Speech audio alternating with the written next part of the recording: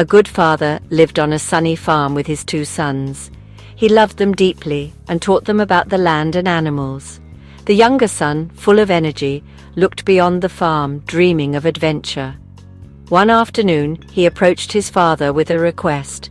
"Father, I want to see the world and find my own path." He asked for his share of the family's money. The father, with a mix of love and sadness, understood his son's desire for independence. He divided his property and gave the younger son his share. With a prayer in his heart, he let him go. The son, filled with excitement, set off on his big adventure. He said goodbye to his family and stepped onto the open road. After days of travel, he saw a shimmering city in the distance. It looked like a place of dreams, full of music and laughter. He imagined a life of fortune, friends, and constant entertainment. The city promised all of this and more. He felt a surge of confidence, ready to embrace it all. The journey itself was an education, meeting new people and seeing new landscapes. He felt like he was growing up fast, making his own decisions and spending his own money. The city lights drew him closer, ready to dive in. The son arrived in the big city, dazzled by its lights. He quickly found new friends, spending his inheritance freely.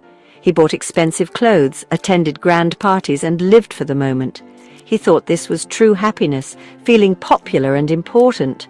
But as his money ran out, so did his friends. He was left alone, realizing his happiness was built on sand. A great famine struck the land and he had nothing. Desperate, he found work feeding pigs, longing to eat the pods they ate. He was truly at his lowest point, feeling utterly broken. In the pigsty, he remembered his father's house.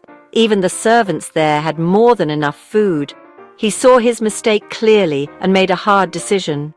"I will go back to my father," he said. He planned his apology, feeling deep shame but a tiny spark of hope. He began the long journey home, weak and sore. Each step was an effort, filled with fear and uncertainty. He replayed his apology over and over in his mind. He was determined to admit his wrongs and hoped for mercy. While the son was still a long way off, his father saw him.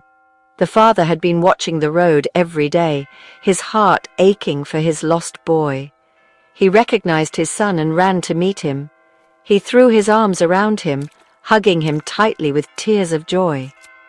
The son began his rehearsed speech, but the father did not let him finish. He turned to his servants full of excitement. "Quick, bring the best robe, a ring and sandals. Let's have a feast and celebrate." The son could hardly believe what was happening.